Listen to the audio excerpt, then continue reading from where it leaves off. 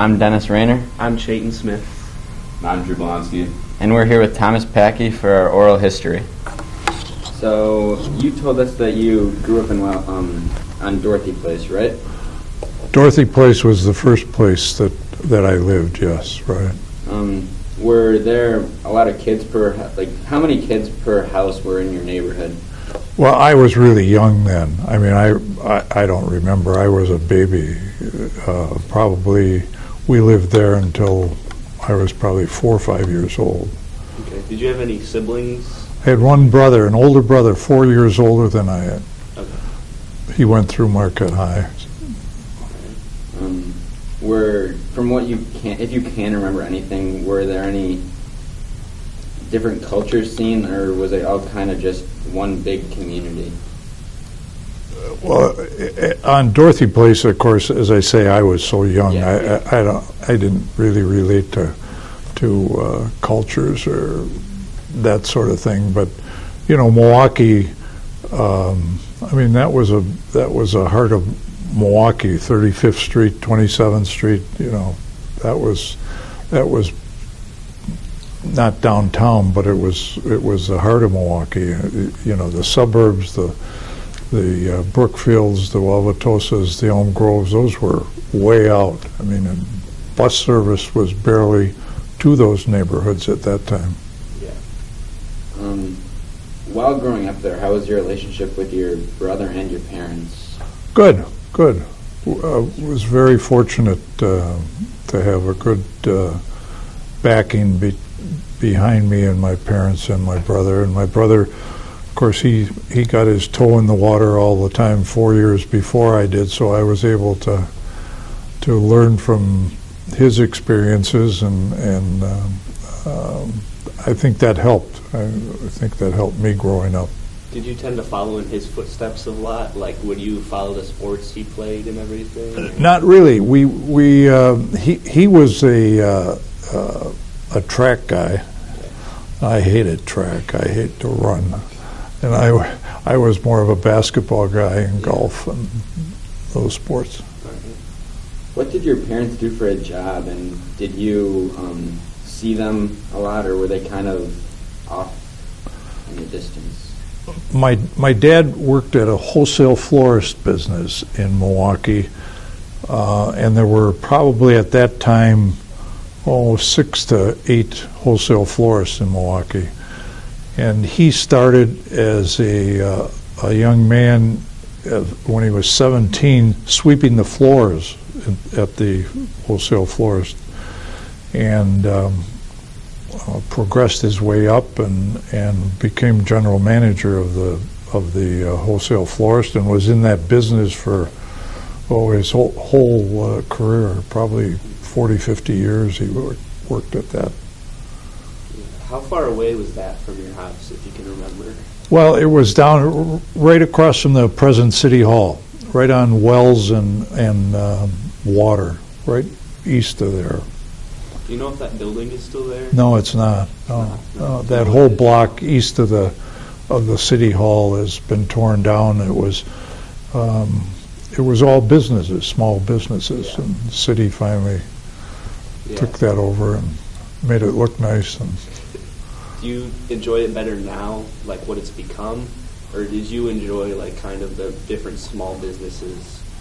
The competitiveness. Well, time marches on. I mean, you can't have those businesses next door to a government building, and you need, the government buildings need more space. The government needs more offices and everything else, and that's where the new City Hall or the new administration building is. If you're familiar with that area, that's bounded by Broadway and Kilbourne and Wells and the City Hall. What kind of house did you live in on Dorothy Place? Like, was it a duplex?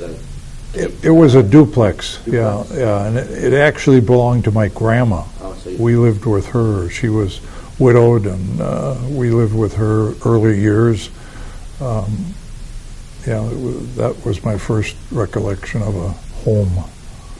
And then you grew up Catholic from the start, correct? Yeah. St. Matthew's on Well, I don't even know what those cross streets are anymore.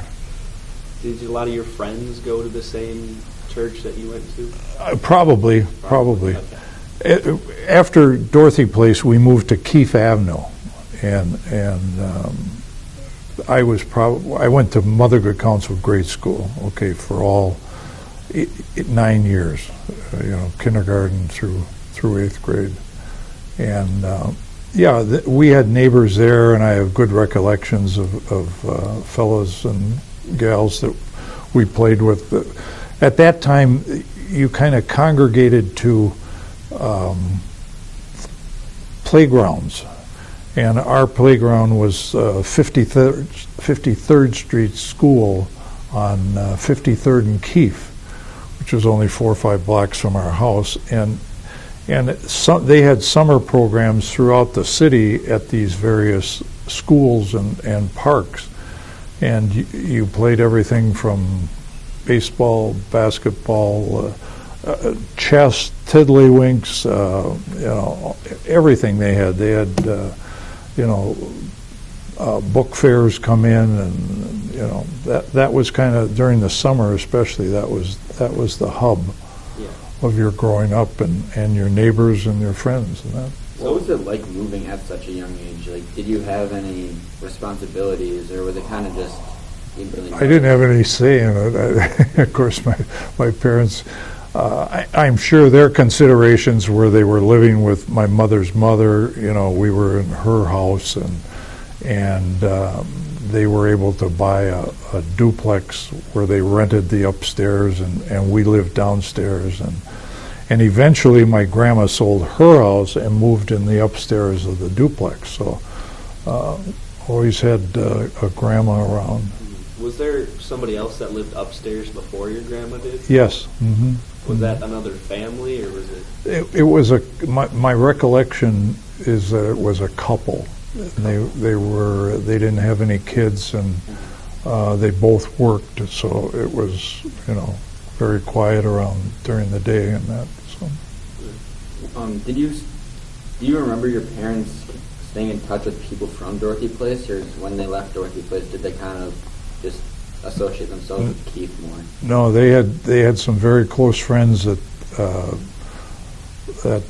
they went through life with. I mean, they were up in their 80s when they died, and my folks were in their 90s, and they kept pretty close with those people.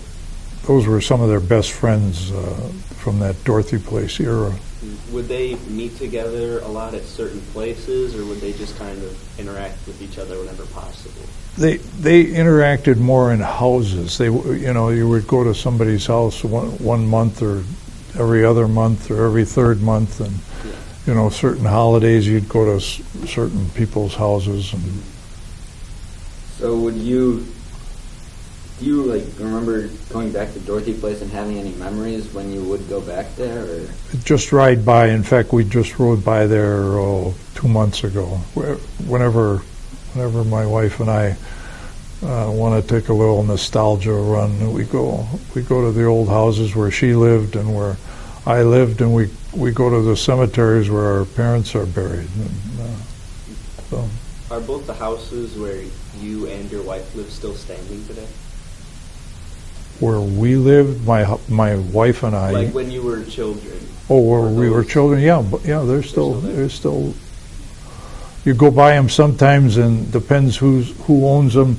Sometimes you're embarrassed to go by them because the shutters and the doors and everything needs painting and fixing up, and the flowers and everything are run down. And the next time you go by them, somebody else is living there, and it looks very nice. So you really have an up and down feeling when you go back to your roots. Sometimes you're better not to go back, but it's very interesting how that goes. Was your religion life the same when you moved to Keefe? Like, did you feel more or less connected? Well, I think I felt more connected because at that point I was going to Mother Good Counsel School, and Mother Good Counsel School was one of the largest grade schools around. We had over 2,000 kids in the grade school, and at that time they split Mother Good Counsel into St. Pius, St. Margaret Mary, Our Lady of Sorrows. Those three parishes came out of Mother Good Counsel.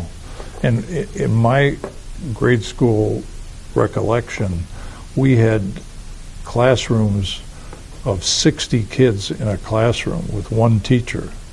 No aides, one teacher, and believe it or not, we all learned and we all graduated and we all made it through life. You know, in your era, you see school boards and parents, etc. You know, oh, my kid's in a class with 21 kids, and it's, you know, he's not going to learn. And oh boy, we learned with 60, and back then you learned, and the teachers were all nuns, and most of them were not college graduates. I mean, they were just barely older than we were. I mean, you don't realize that when you're going through that process, and there's a great respect for the sisters and the priests, but a lot of the sisters were going to summer school to get their degrees and that kind of stuff. But they taught us, and we learned, and you know, it all worked out. When those sisters got their degrees, would they tend to stay? Oh yeah. How was your relationship with those sisters? Like, good, I think. I can't remember any bad recollections, and you know, the old thing where you see the stereotype of, oh, if you were bad, they'd slap your wrist with a ruler or something. That wasn't prevalent. was it mainly the same people every year in your class, or did you? Because nowadays kids come and go from Catholic grade schools, or did you kind of see the same general group of people go with you from the start to the end? Mainly it was the same. You'd have a few, but the population wasn't as transit as it is these days. I mean, you would have mainly the same kids. And you said there was roughly like 2,000 kids there? There were, yeah. So would those be from like all around, or would they mostly come from a few different neighborhoods? Well, they came from a bigger neighborhood, like when they broke off St. Pius, for example. That took quite a few of the kids from south of Mother Good Counsel, and then west of Mother Good Counsel, they took St. Margaret Mary. Those kids went there, and north of Mother Good Counsel was Our Lady of Sorrows, pulled kids out. And back then you had all teachers were all nuns, and we at Mother Good Counsel we probably had at times 5-6 priests, in the priest's house. Today you don't have that luxury, or so. The learning is different, and the priests were in the classrooms all the time. And I mean, even here, I was at the Summit Club reunion the other night, and Father Marco was remarking how I think there are only 4 or 5 Jesuits here these days. Back when I was, it was rare that there weren't all Jesuits. I mean, there were very few lay teachers, and we had the first woman teacher back then. That was a big deal when a lady came here to teach at Marquette High. Wow, that was revolutionary. Today, I'm sure I don't know how many there are here, but I'm sure there are quite a few. What'd you do with did you hang out with your grade school friends outside of Mother Good Counsel, or did you, outside of school? Or did you mainly stay with the people that were right around your neighborhood in Keith? More your neighborhood. And what kind of, did you hang out with your friends kind of every chance you got, or was it kind of just when? Well, you hung out with your friends, and then you also hung out, as I was saying before, with during the summer, for example, you hung out with the kids that were at the playground, and the sports that you were doing, or the activities that you were doing. You kind of hung out with that team or that group of kids. At those sorts of events and gatherings, was there any sense of diversity, do you think, or was it mostly like white Catholic kids? It was, at that time, it was mostly white Catholic, you know. I mean, it really, there wasn't integration. How did, you said you played sports. What sports did you play, and how much of an impact did it have on your life as a whole and also on your social life? Well, my biggest sport, of course, was basketball, and my second was golf. And those things influenced my life tremendously, especially golf. I'll tell you a little story. Back, you guys were asking me earlier about a life story, and it's really amazing how a sport or an incident can just direct your life. When we moved from Keefe Avenue, when I was a freshman at Marquette High, we moved to 104th north of Burleigh on 104th Street, which is right across from Bluemound Country Club.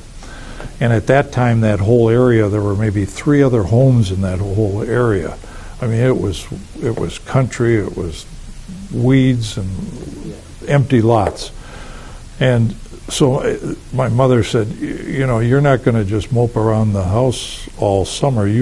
Why don't you go over to that golf club there and see if you can't find a job doing something? So, you know, that appealed to me. I never liked to sit around that much anyway. So one night on my way home from Marquette High, the entrance to Bluemound is on North Avenue. I don't know if you're aware where that is, about 102nd and North Avenue, and you have to walk up to the clubhouse. So I walked up and I knocked on the pro shop door, and the caddy master comes to the door and he says, "What do you want?" You know, well, do you have a job? Can I caddy, or what can I do? Oh yeah, you can caddy.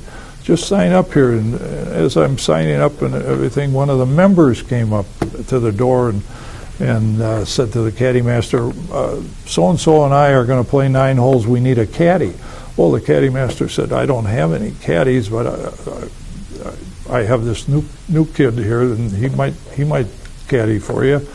And I said, "Well, I haven't caddied. I don't know the first thing about it. I played Lake Park par 3 course quite a few times, but I had never been on a big golf course. I don't know what I'm doing." But the guy says, "Don't worry about it. You just come. You carry the bags down, two bags down the middle of the fairway, and we'll come to you, and you don't worry about raking traps or anything. You just carry the bags. We don't want to carry our clubs." So that was the start of my caddy career. Okay, so I caddied, and I think I did a fairly good job. And after a year or so, the pro, Francis Gallett, and I don't know if you know that name, but he won the state open 5 times. He was a Scottish club maker, and he was a pro at Bluemound for maybe, they moved to the new location in the late 20s, so he probably was there 40, 50 years. Anyways, I became his personal caddy when he would go play in tournaments and that. And, one thing led to another, and he needed somebody in the pro shop to clean clubs and shag the carts and, do all the hay boy kind of stuff. So I got that job. Well, after a while, I think I must have done a pretty good job, because all of a sudden he needed somebody in the front pro shop to be the shop assistant, and I got that job. And during that time, that was through college and everything. I graduated from Marquette U with a business degree and marketing and management majors, and I went to work for Marshall Fields, but I still would work at Bluemound when they had tournaments and that. So I kept in touch with some of the members in that, and they said, "Well, how's it going?" I got married during that time, and my wife and I didn't want to move to Chicago, all the hassle of Chicago and the commuting and everything else. So I said, "I'm looking for a job." The guy said, "Well, why don't you come down and talk to us?" And he owned a leather company, a tannery in Milwaukee, A.L. Gebhardt. His name was Pete Gebhardt. and they were looking to expand their business a little bit, and they wanted somebody to go in a training program. So I wound up going in a training program, and one thing led to another. I became a salesman, and then I became a sales manager and a vice president, and While I wound up in my career in the leather business, as president, general manager, CEO, et cetera, of tanneries in Wisconsin, tanneries in Mexico, tanneries in China and Canada. So I had quite a career from that one walking up the road to become a caddy. It just went on and on and on, and my family and I, we had 6 kids, and they all went to college, and it was good to me. And my wife and I traveled the world. I mean, we went everywhere in the world, with the leather business. I mean, through the leather business. So, the moral of the story is sometimes you don't know. The boss has a plan for you, and when you have to watch where you're going, and he you follow the plan, and you do a good job. And I always felt too, and one of my teachers one time back when said, when you get a job, always look at the position ahead of you. What's the next step up the ladder? And watch what's going on, and learn that job too, and be ready. If there's an opening, you be ready to take that job if you want to progress. If you don't, that's fine too, But I always kind of lived with that motto of going forward and being ready, and that's as I said, you walk up that road and you wind up carrying 2 bags for members, and I think I made $2.50 or $3 for carrying 9 holes double. You guys said that doesn't sound like a lot, but back then it was good money, and you just keep going. So were there a lot of kids that went from Mother Good Counsel to MUHS with you, or were there only a couple? I think we had 17, 18 boys that went to Marquette High. Yeah. And then, did you remain friends with them throughout your time at Marquette? Some of them, yes. Yeah. In fact, we still as couples get together with some of my wife's friends from Divine Savior. She graduated in '61, and my friends in '60 who have intermarried. I mean, the guys in '60 married girls in '61, and we still get together. And then how did MGC Mother Good Counsel prepare you for high school at Marquette? Well, back then, as I said earlier, we had 60 kids in the class, and somehow we learned, and somehow we were prepared, and back then the Marquette High test was very competitive. I mean, it was, I don't know numbers, but probably back then there were 400 or 500 kids would take the test every year, and our first freshman class, I think there were like 300 kids in the freshman class to start with, and you know how you sift them out after the first year and second year. But I think our graduating class was still somewhere around 230, 240, something like that. So it was very competitive, and the letter of acceptance that you got, everybody just waited for that. I mean, it was a little different than now. Did you have any friends that wanted to go to Marquette but didn't? Yeah, that was pretty hard on kids. Yeah. Did you keep in touch with them at all? Or? No, not really. After 4 years here and 4 years at Marquette, you tend to be with people that you're spending time in school with, and those are the people that you seem to keep in touch with as you go forward. And would you say that Mother Good Counsel prepared you well for Marquette throughout? Yeah, I think so. For life as Yeah, well? Yeah. What was your way of getting into transportation every day to Marquette High? Well, from Keefe Avenue, the bus ran. Stopped right out here on the corner of 35th and Wisconsin, and it stopped on 57th and Keefe. So I always had a bus line at that time. When we moved to 104th and Burleigh, there it was a little tricky because the buses never went further than 92nd Street. And back then, the corner out here after school let out was Hitchhike Alley. I mean, everybody hitchhiked, and there were almost regular people that picked you up too. I mean, people that got out of work at, about the same time that Marquette High got out, and were either alumni or friends or, that sort of thing, and they would come up Wisconsin Avenue and pick up the kids. I mean, sometimes you'd have 4, 5, 6 kids in a car going out Wisconsin Avenue or through Tulsa. And how was your experience on the buses? Did it just seem like a normal thing? Yeah, it was. The 30 bus line, which ran out Keefe Avenue, for example, stopped at Washington High School. And back then on Sherman Boulevard is where Washington High School was. And that was a big public school. So there were always lots of kids going to Washington High and Marquette High on that line. And once they got off on Sherman Boulevard, then it was pretty quiet. The buses were. But that was the main transportation for.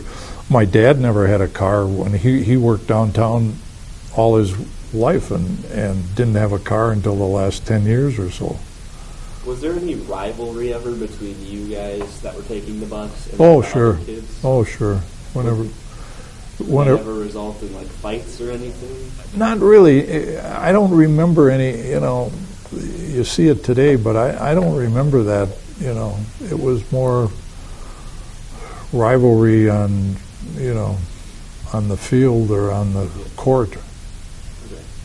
And you said your brother also went to MUHS. So was it known that when you were growing up, if you got in, you were going to go to Marquette? Yeah, pretty much. Yeah.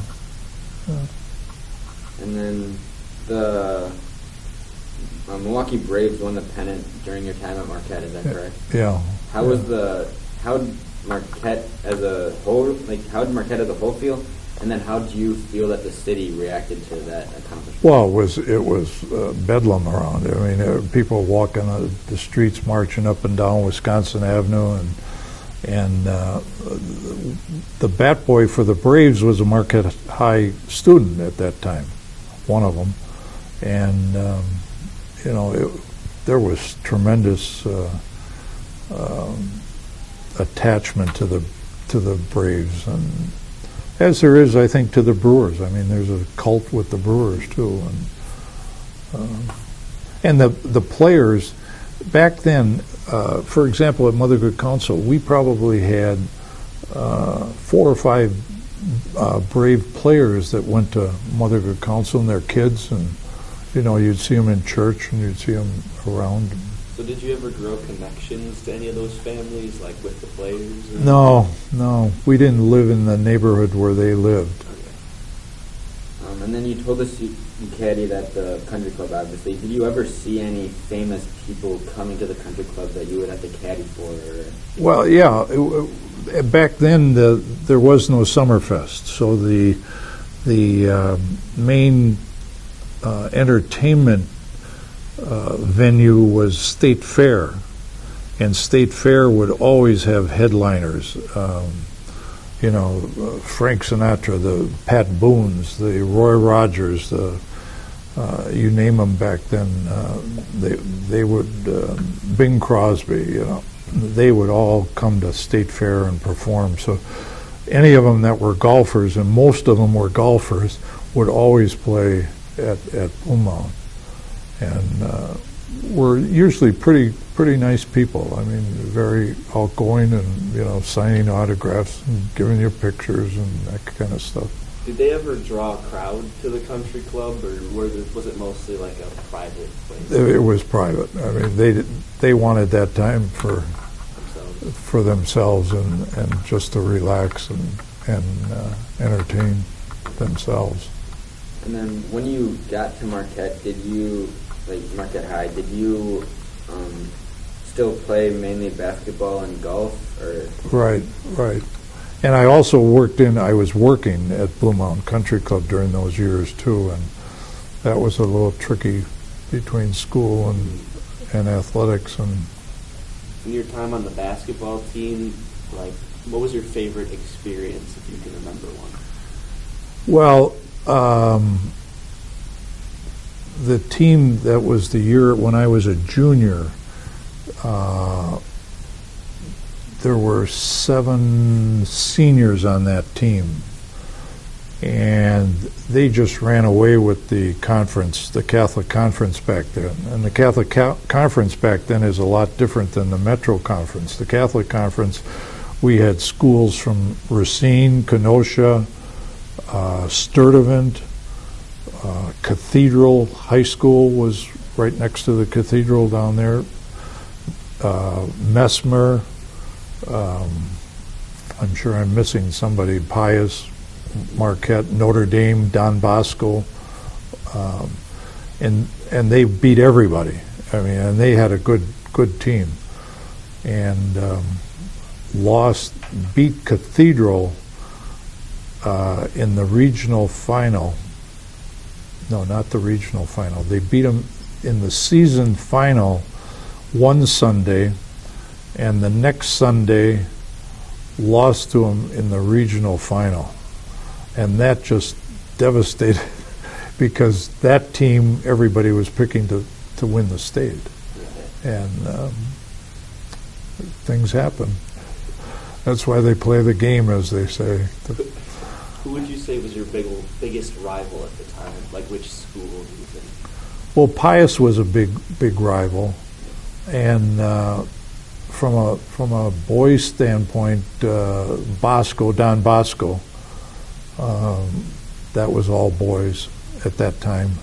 That was a big rivalry, and then Racine St. Catherine's, and Racine St. Catherine's back then had teams that went to they used to have a nationwide tournament for high schools, and they won almost every year. They qualified and won it 1 or 2 times. Wow. And if you just want to hold up one of your artifacts from your time at Marquette. Well, I have schedules. I have from the 1959 football team here. I have during my tenure here at Marquette High, Marquette High celebrated their centennial, their 100 years. That was 1957, and that was a big celebration here.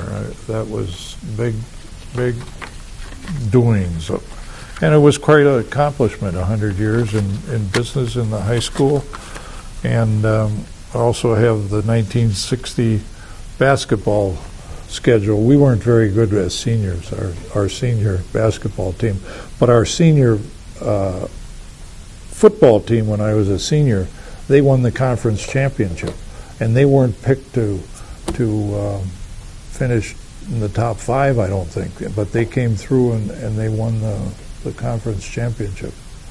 Would you go to a lot of the football games? Oh, every Sunday. Every single one? You went. They were always on Sunday afternoons. I don't think they're at night now, aren't Now they? they're on Friday. Yeah, Sunday afternoons, and the basketball games were mainly Sundays, with one day during the week, maybe like a Wednesday and a Sunday. But Sunday was the big conference. Is that where everyone would go to? Oh yeah, Like yeah, during the days? yeah.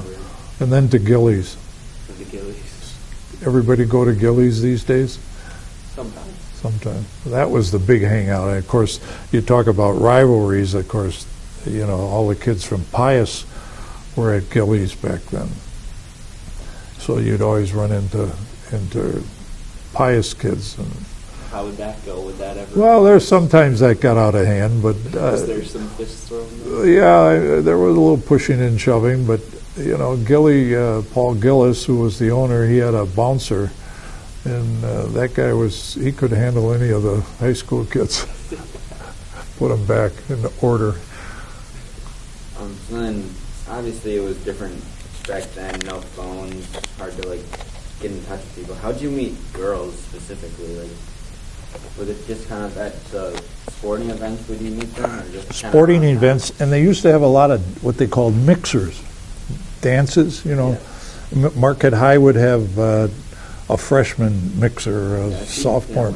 Do they still? Yeah. And Divine Savior did the same thing. And there were the other school that I failed to mention it back then was Dominican High School.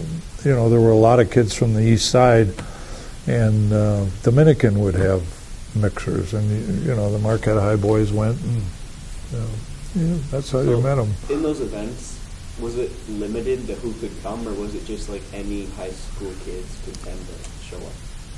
I think you had to go to that high school. I think you had to.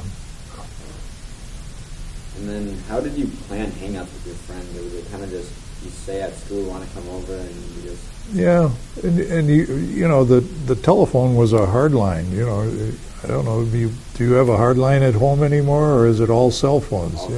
Yeah. See, we still have a hard line at home. And it's just a habit more than anything else. We use a cell phone too, but back then you used your hard line, and it worked out. It seemed everybody met the right person and married them and had kids. At that time, would you tend to keep doors unlocked and just whoever wanted to stop by could, or was it more of a closed door policy? You mean at home? Yeah, at home.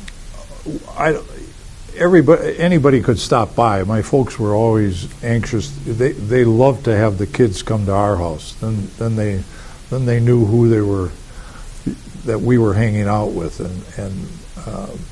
but I don't think anybody had a closed door. Any of the kids that I hung out with, and one night you'd hang out at Joe's house and play ping pong and dartball or whatever, or listen to Johnny Mathis or Ray Conniff or all those big artists back then. Yeah. Would you and your friends ever attend the Braves games or anything? Yes. Mm-hmm. In fact, Marquette High always had a Father's Club outing to the Braves games back then. And then, moving on to your college, you went to Marquette University, correct? Right. And then, how do you think that going to Marquette High strongly influenced you to go to Marquette University with that Jesuit perspective, or? Yeah, it probably did. I guess my parents, the only thing they said was go to a college in the Midwest. They didn't want us going out east or out west, and back then to get out east or out west, you didn't have 10 nonstop flights going every day. It was a chore to get to some of those locations and that, and they just stay somewhere in the Midwest. And did your brother do the same thing? yes, he went to Marquette U. He was a civil engineer and wound up as the district director of the DOT. Built the first expressways around there. The first expressway he was in charge of. It started at about 16th and Clyburn and went to about 68th. That was the distance of the whole expressway in Milwaukee, the first ones. How did the public feel about that? Were they supportive of it, or did they not want it? They just like today. You got 49% are for it, 49% are against it, and 2 could care less, right? But it after a while it grew, and people could see they could get from point A to point B. I mean, my senior class, Marquette High, we had a fellow that lived in Waukesha. Well, to come from Waukesha at that time, you had to come down Bluemound Road. And the stop and go lights and the time and the traffic and everything else. I mean, now you go from Waukesha to 35th Street in 15 minutes. I don't know. You know. And then you said you finished with a business degree. What was your decision into, like, what influenced your decision into choosing that? Just like business. Just I really liked marketing, management, and those were the two things that actually when I got into those in my junior and senior year at Marquette U, I flourished it.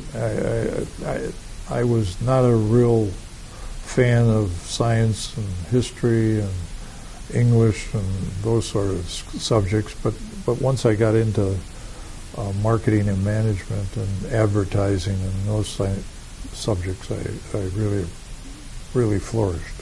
Was there a lot of opportunity for jobs coming out of that degree in Milwaukee? Yes, there were. At that time, the companies would come to Marquette U, and you'd sign up for interviews. And you could sign up, I'll bet you there were, my senior year, I bet you I could have signed up for 50 companies. So there was more jobs open than people to fill the position? How many years of being at Marquette was there a football team? Marquette U, Yeah. I started in the fall of '60, and they played a schedule here, Marquette U, in '60. They played a football schedule of 9 games. They were the Warriors then, that's allowed, and they were 3-6. They played. At that time, they always played Wisconsin. In 1960, they played Wisconsin at Wisconsin and lost. But they played teams on this schedule: Villanova, College of the Pacific, Boston College, Indiana, Vanderbilt, Holy Cross, Detroit, and Cincinnati. And that was very traumatic when they dropped football at Marquette. And I was friends with quite a few of those freshmen at that time, and freshmen couldn't play varsity, so they were more or less the fodder for the varsity players and the practice teams and that sort of thing. But they were all, gung ho to start their sophomore year, and the first week in December, Marquette U stopped football. Was there ever any protests or anything against it? Yeah, absolutely.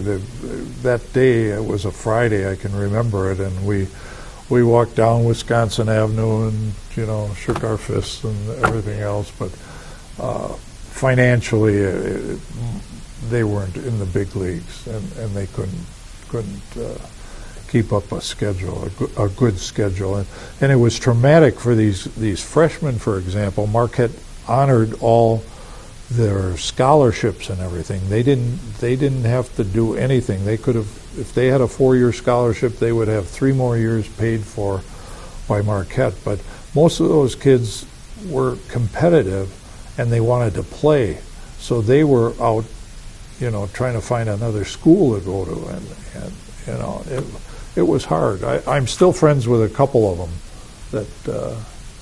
that one guy wound up on the wrestling team.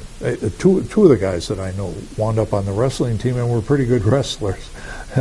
So they played 3 more years of wrestling and got their scholarships. But it was hard on those kids because they didn't see it coming. Nobody saw it coming.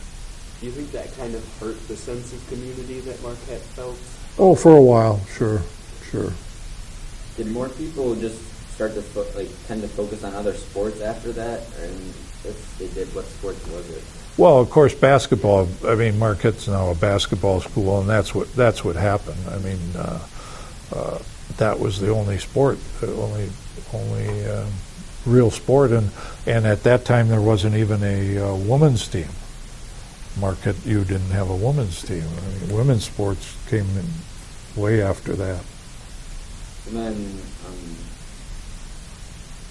like, what were some of your first-hand experiences of how the dynamic of the country was after JFK was assassinated? Oh boy, that was another one. I was at Marquette U. That was a Friday, and as I remember it, it happened late morning or right around noontime, and I mean the campus just fell apart, and Jesu filled up, the church filled up, all school was canceled, and I think it was canceled part of the next week too, if I remember right.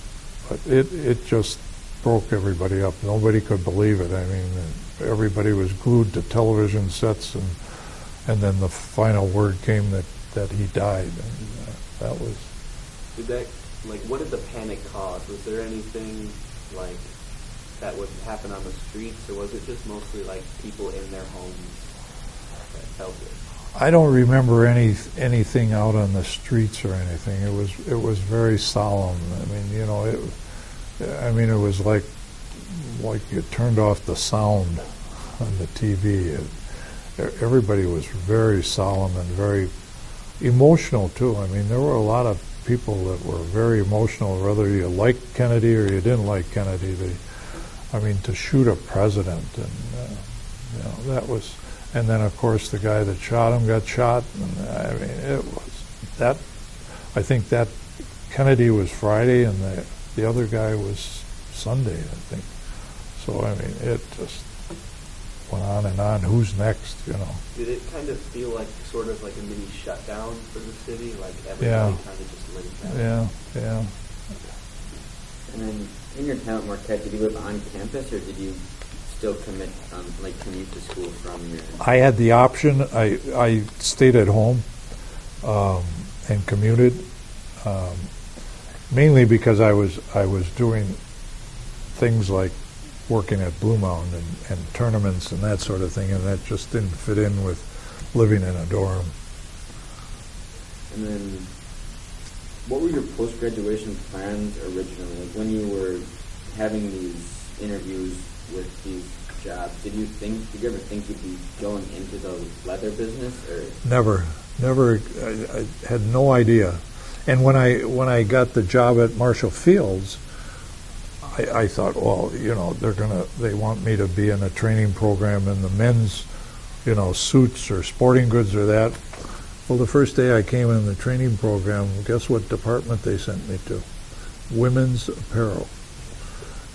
And it was a wonderful experience because the women's business has many fashions. During the year, they maybe have 4 different fashion times. Men's has winter and summer, and the same suits and the same sport coats and the same, you know. But the women's business is always very things new coming and going, and so I enjoyed that. Did you have separate interviews lined up for other businesses as well? Yeah. What kind of businesses were those? All retail. I mean, not all retail, but people like Kroger, West Bend Aluminum at that time had a training program. The railroad, the guys that made the railroad cars, they were in Chicago.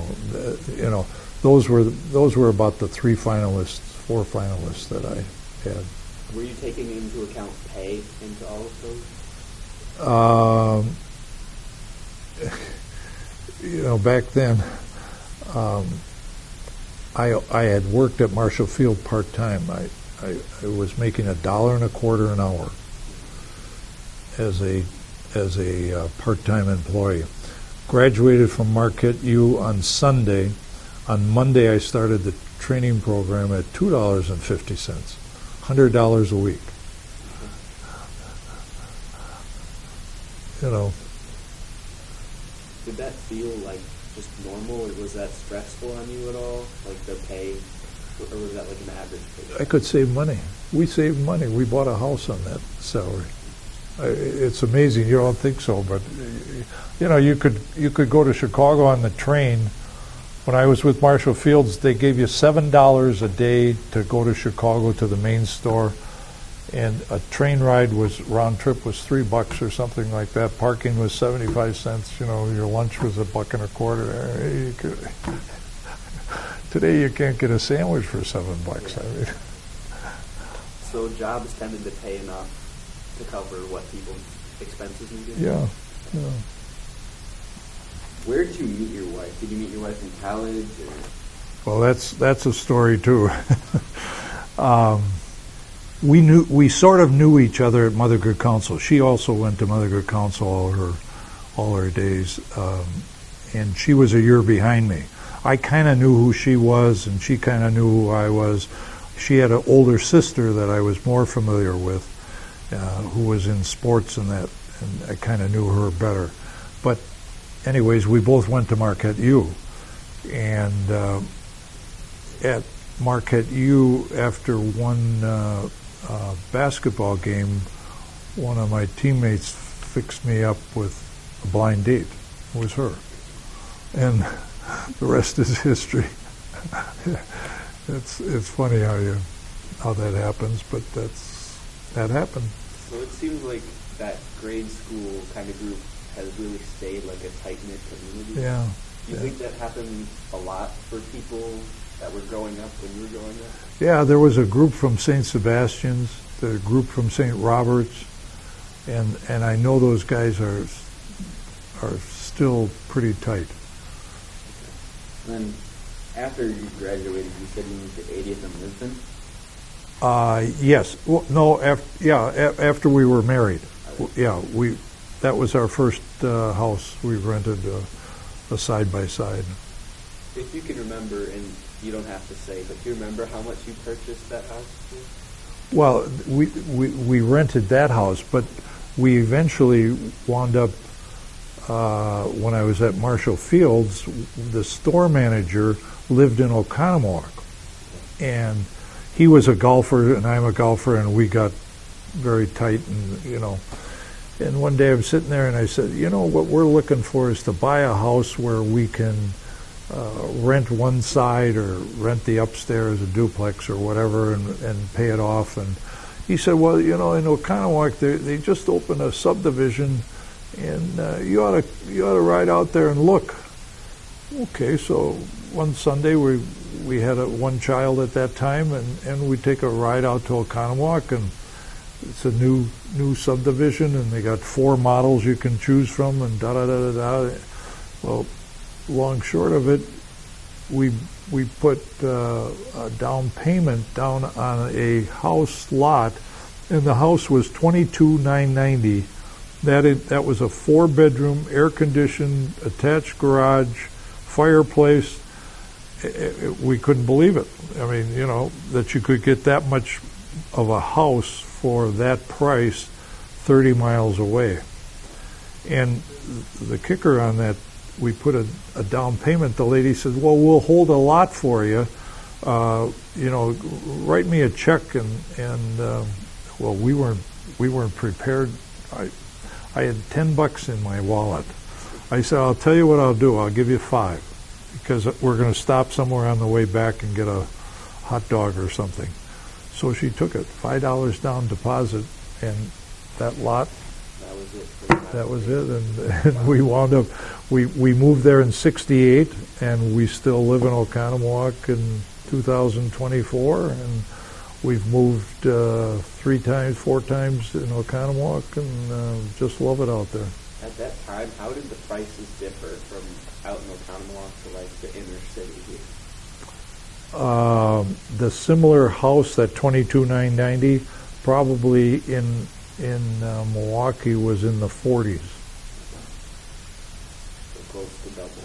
Yeah. Yeah. What was the date of when did you get married to your wife? October 30th, 1965.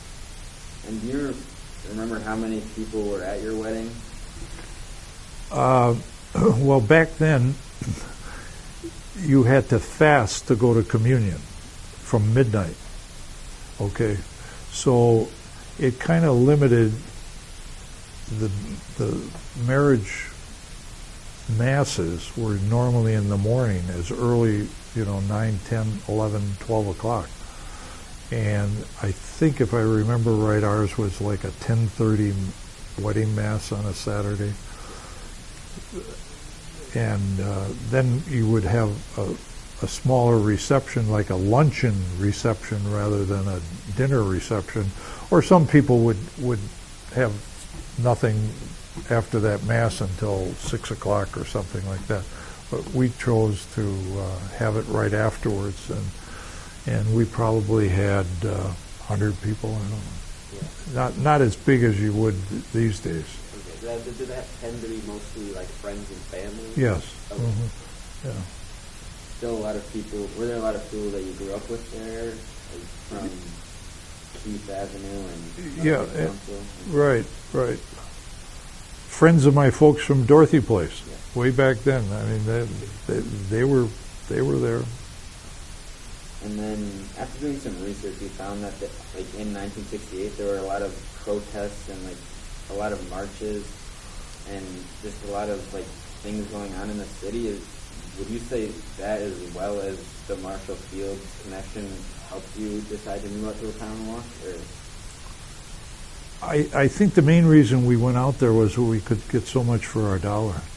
We could get a house that we could call our own. We had our own walls, and nobody else living with us. And I mean, it was, and the subdivision that we moved into was full of people in our same era, same circumstances. I mean, they were all having their first kids, their first house. They were new in their jobs, and we all kind of grew up together. I mean, a social night back then with that group was everybody would bring a beer and we'd stand in somebody's garage and talk until dark.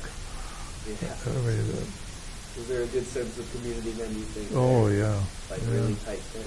Yeah, I mean, we had one fellow that worked for a construction company, and we poured more cement, driveways and patios and sidewalks, and somebody'd say, I'm going to pour my driveway next Saturday, I need help. Well, you get help. Everybody'd help because you helped them, they helped you, and there was a lot of community, and we were all in the same boat. We all had a big mortgage. $22,990 doesn't sound like a big mortgage, but when you're making $100 a week, it's a big mortgage. And then, how many children do you have? How many children do you have? Six. How many came at that house in the one on Oconomowoc? The first one in Oconomowoc? The first one in Oconomowoc was 4 of them. Okay. And was there a lot of other kids coming from different couples in that? Oh yeah, the neighborhood was loaded with kids. Okay. Yeah. And then, did you send all your kids to MUHS like you did, or is it? Yes, all the boys went here, and one daughter went to Divine Savior. We lost one daughter to cancer when she was 13, so obviously she didn't go to Divine Savior. Very sorry about that. Thank you. And then, while living in Oconomowoc, did you still feel a deep sense of connection to Milwaukee because you worked at Marshall Fields and the leather company? Right. I commuted from Oconomowoc for probably 25 years every day in and out. And I had my Marquette High cap on every morning. I always had a group of boys that I brought in, and at night, depending on their schedule, I would take them home. Did you have a lot of people coming from Marquette that would come to your same job? Or did it kind of gather people from all over? From all over. I'm trying to think. I don't think the Gebhardts who I worked for were Marquette High boys. But outside of that, I don't think there were any other Marquette High. Oh, yes, there were. Yeah. In fact, your current principal's uncle, Bob Monday, was in the leather business. Yeah. And then, While growing up, how would you describe like the changes you saw through the city of Milwaukee, positive and negative? Well, the positive was all the construction and the blooming, so to speak, of jobs and careers in so many industries, and the negatives. Hard to say. I can't think of a negative. You know, all the protests that went on too with integration and everything. That was good. I mean, Milwaukee was really, and not that it's completely not segregated now, but I mean it was terrible back then. Yeah. I mean, When did you first start to notice immigration? Like around what year was that? well, the protests and everything were, you guys probably know that better than I do, but there was a Father Groppi. You probably heard of him. Okay. He kind of, put the spotlight on integration and protests and walking across the bridges to the south side and to the, you probably know those years. I think it was probably in the late 60s, somewhere in there. Did you ever see him in person? Yeah. Mm-hmm. When was that? Oh, boy, where was he? Where was I? Had to be downtown somewhere. Had to be at some meeting or something. Yeah, that would have been at a meeting or a march Yeah. or something. Yeah. And then you said there were a lot of protests. Would you ever find yourself being part of those protests? No. No. And then you also said you were, how many leather companies and tanneries were you CEO of, and did you work for? Well, I'll give you a round number, probably 5. But the thing that happened in the leather business, and the reason why I kept changing jobs, was that the leather business kept, the main hubs were Milwaukee, Chicago, and the Boston area. Those were the 2 hubs of tanneries and leather companies in the United States.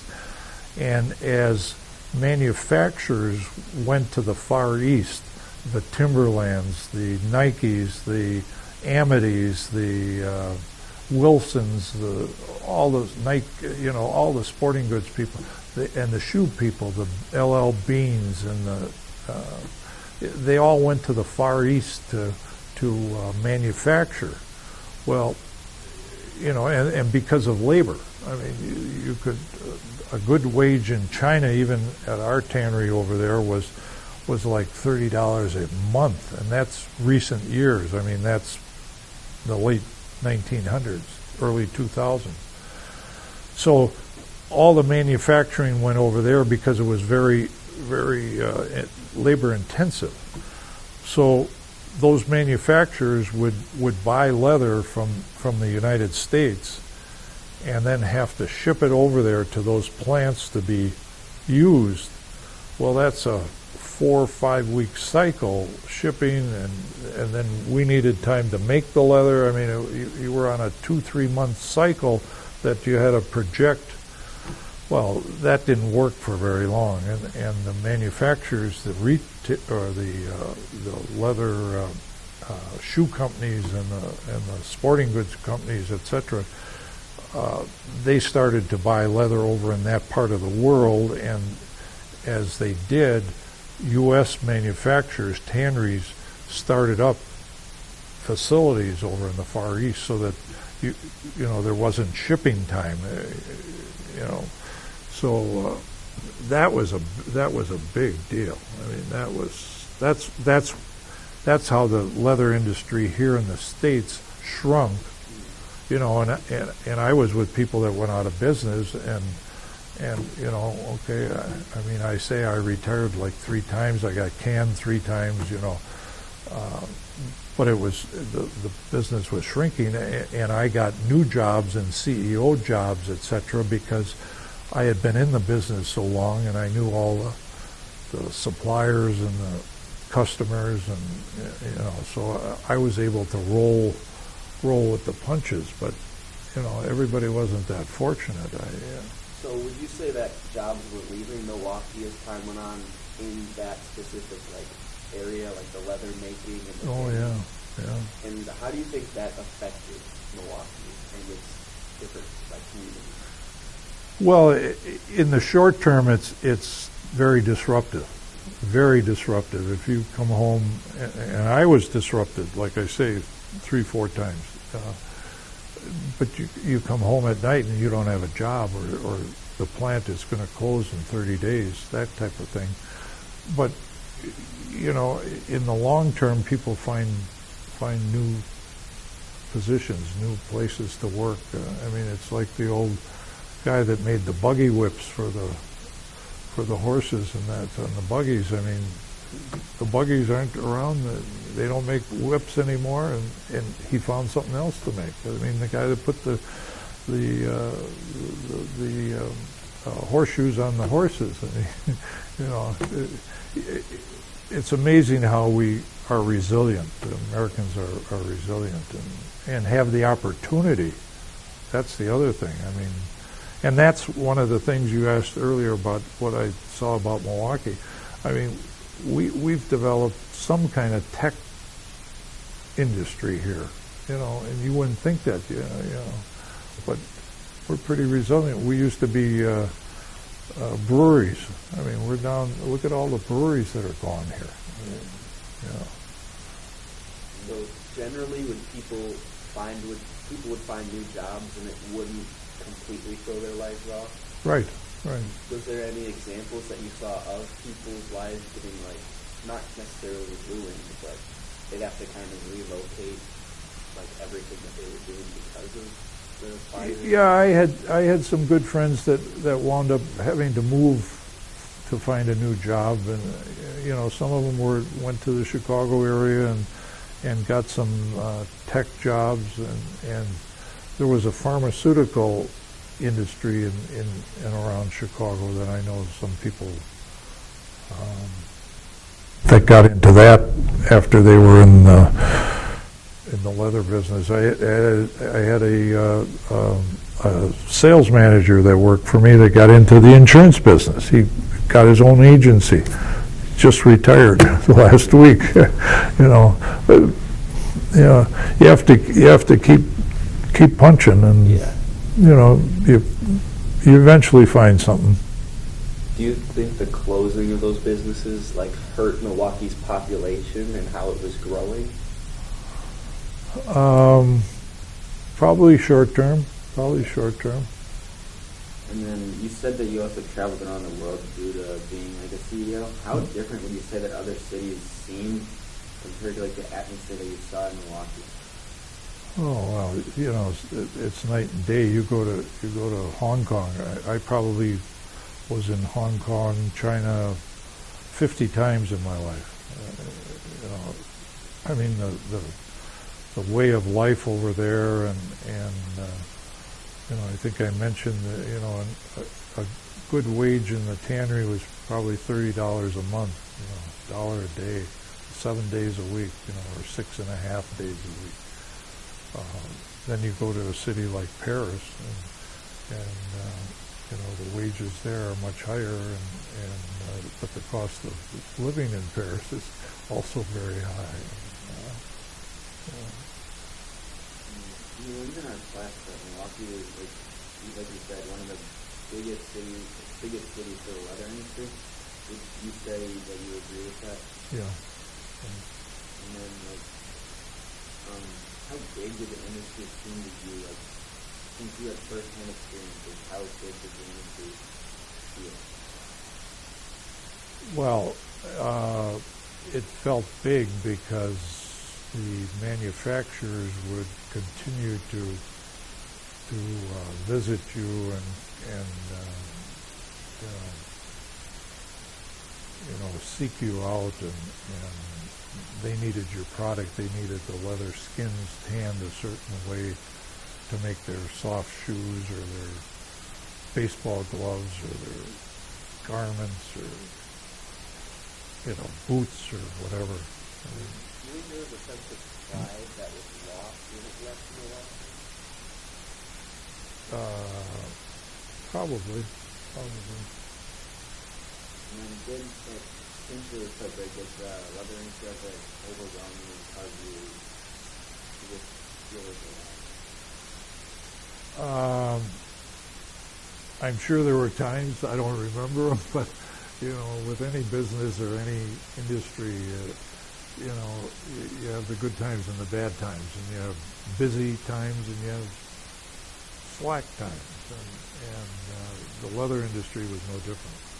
I mean, and the raw material were the hides, and that was one of the big reasons why the industry was so big in Wisconsin and around Wisconsin, was because we have good sources of hides around this area, and why the foreign manufacturers still buy hides from the United States. Back when I was in the business all the time buying hides, and we used to kill in the United States somewhere around 38 million head of cattle a year were slaughtered.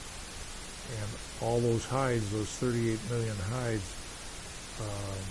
probably 10 million were used in the United States, and the rest were exported. And the reason our hides were so good was because we took such good care, and we had vets and all the rules and regulations of the government to protect the animals. And then once the hides were, the animals were killed, the hides would go into a brine solution so they wouldn't rot, it would start to deteriorate within minutes. So American hides were sought after. And our area around here, we had, back in the days down in the valley, 26th Street, 16th Street, there were packing houses, and during the summer you could hardly stand the stench sometimes when the wind was blowing the wrong way. It was, we were a hub. And then since, you've obviously lived in Wisconsin your whole life, how do you think that the city has progressed in terms of just industry and trying to become a big city, and just the sports teams? How do you feel?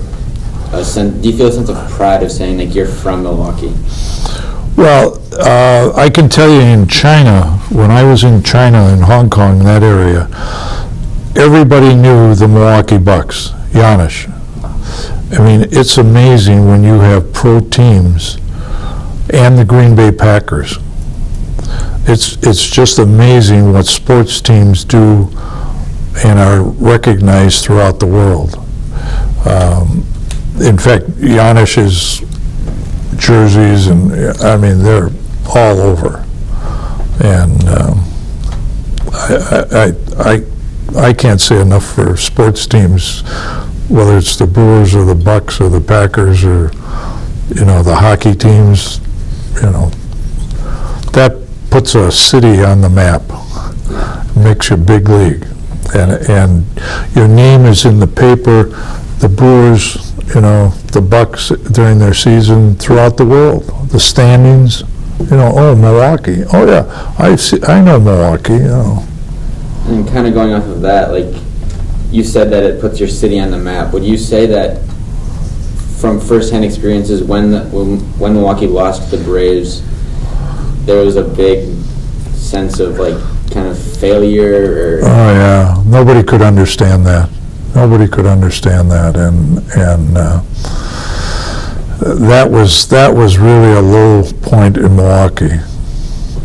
And then, of course, when the Braves moved from Boston here, that was a big up. So was there kind of a sense of betrayal when the Brewers came, or were people happy to have a new team? I think at that time, C-League brought them here, and everybody was glad we had a team. Okay. Because, and we could care less. It was, what were they, the Seattle Pilots or something? Yeah. And they weren't very good, but we didn't care. We had a ball team again here, and we could go to the games, and it puts you on the map again. It gives you a big league city. I mean, the RNC coming here, I mean, that's good for the city, good for business, good for just the mental picture people have of Milwaukee. I have one more question I was going to ask about the tanneries. Sure. Was there ever like an animal rights movement that interrupted production around here? Not around here, but they tried. They tried to boycott and tried to do things on the East Coast. It never really got to Milwaukee or Chicago that I'm aware of, anyways. And that never interrupted like production here? No. It was too far away? Okay. And then, how would you describe Milwaukee to like someone who's never heard of it? Like, if you had to give a 3-sentence definition of how you feel that Milwaukee is, what would you say? Well, it's a big little town. It's we get all the major entertainment.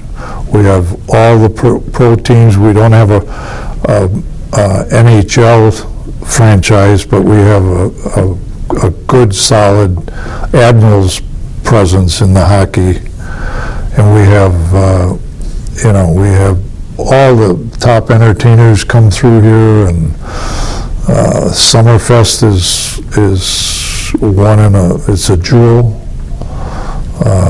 Packers, Bucks, Brewers, Marquette.